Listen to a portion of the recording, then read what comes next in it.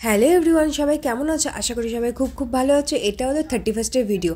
যদি আমি ভিডিওটা দিতে অনেকটাই লেট করে ফেলেছি, এত সেই জন্য হ্যাপি নিউ ইয়ার সবাইকে। সবার এই বছরটা খুব খুব ভালো থাকুক, সবাই খুব ভালো থাকো। আর তার সাথে আমি আমাদের এই একলা থাকার ঘরের সাথে পরিচয় করে দিচ্ছি। তো এই ঘরটা আমি কখনো তোমাদের সাথে আগে শেয়ার করিনি। তো এখানে জামা কাপড়গুলো ইগনোর করো কিন্তু তোমরা, কেন আমার এখানে ঘরের মধ্যে ছাড়া মেলার কোনো উপায় নেই। এটা হচ্ছে উড়িষ্যা, আমাদের একলা থাকার ঘর। অ্যাকচুয়ালি তোমাদের দাদাভাই আর আমি এখানে থাকি। তো এখানে আমি বেশি কিছু জিনিসপত্র রাখি না, যেইটুকুনি আমাদের দরকার, মানে যেটুকু না হলে না নয় সেইটুকু জিনিসপত্র এখানে খালি থাকে। কারণ মাঝে মধ্যে আমাদের ঘর চেঞ্জ করতে হয়, ঠেকা বেটাকায় মানে সুবিধা অসুবিধা হয়ে থাকে অনেক সময়। সেই জন্য এই নিয়ে 3-4বার আমাদের ঘর চেঞ্জ করা হয়ে গেছে, সেই জন্য খুব বেশি জিনিসপত্র রাখি না। আর এরা হলো আজকে আমাদের বাড়ির গেস্ট। এই যে দাদাটা এসছে, এটা হলো তোমাদের দাদাভাইয়ের অফিস কলিগ। তো এই দাদাটা আর ওর ওয়াইফ এসছিল, যেহেতু 31st, তো ঘরে তো বসে থাকাই যায় না। তো ওদেরকে বাড়িতে কফি করে দিলাম। কফি টফি খাওয়ার পরে সবাই মিলে বেরিয়ে পড়লাম, চারজনে হাঁটি হাঁটি পায়ে পায়ে। তো এখানে চলে এসেছি একটা রেস্টুরেন্টে। তো উড়িষ্যায় এই রেস্টুরেন্টটা আমাদের বাড়ির কাছে একদম নতুন হয়েছে। তো ভীষণই সুন্দর ডেকোরেশন করা, এটা সবসময় এরকম সুন্দরই ডেকোরেশন করা থাকে। তো এখানে খাওয়া দাওয়া করার জন্য ঢুকেছি। তো এত সুন্দর ডেকোরেশনটা দেখো কি সুন্দর। এখানে আমার হ্যাপি নিউ ইয়ার লেখা রয়েছে। তারপর এখানে কিছু ফটো নিলাম, ভিডিও নিলাম। তারপরে এখানে সবাই মিলে ডিসাইড করছিলাম এখানে কি খাবো না খাবো। তো অমনি দেখলাম তখন যে এখানে একটা ভীষণ বড় সমস্যা, যেটা হলো কি যে এখানে সেলফ সার্ভিস।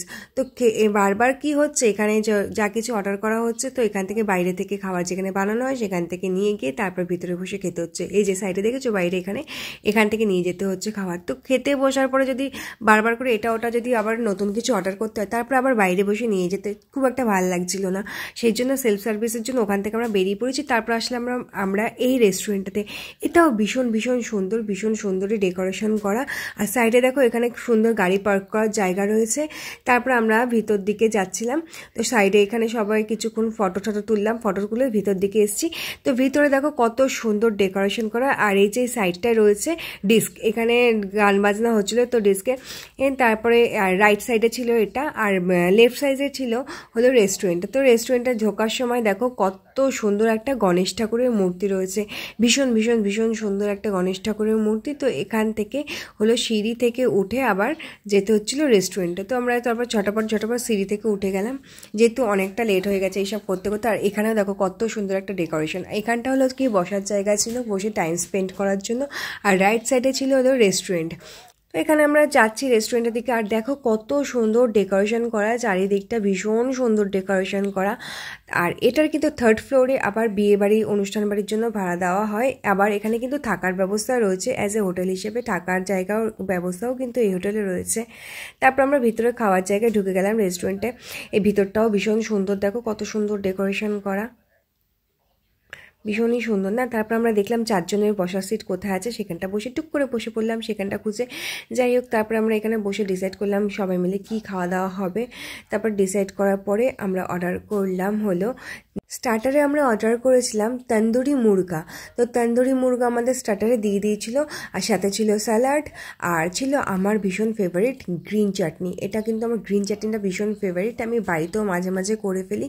আর রেস্টুরেন্টে আসলে কিন্তু আমি এটা বেশ নিয়েই নিই যখন থাকে, যেখানে মানে রেস্টুরেন্টে অ্যাকচুয়ালি দেয় গ্রিন চাটনিটা। তো আমি একবার নিলে আমার হয় না, আমি 2-3বারও নিয়ে নিই এটা সাথে। তো গ্রিন চাটনি দিয়ে তন্দুরি মুরগা খেলাম, এটা ভীষণ ভালো ছিল, ভীষণই টেস্ট ছিল এটার।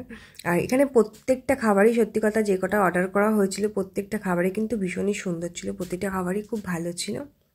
খেতে বসে কি একটা কথা নিয়ে খুব হাসাহাসি হচ্ছিল, যাই হোক আমার এখন মনে পড়ছে না। তারপর আমাদের মেন কোর্স চলে আসলো।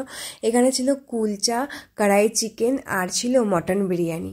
তো আমাদের সার্ভ করে দিল এখানে মটন বিরিয়ানিটা। আর প্রথমে বলার আগেই না মটন বিরিয়ানিটা সার্ভ করে দিয়েছে, ও সাথে রায়তাও ছিল। তো বলতে না বলতে মটন বিরিয়ানিটা সার্ভ করে দিয়েছে আগে, না হলে ভেবেছিলাম আগে কুলচাটা খাবো।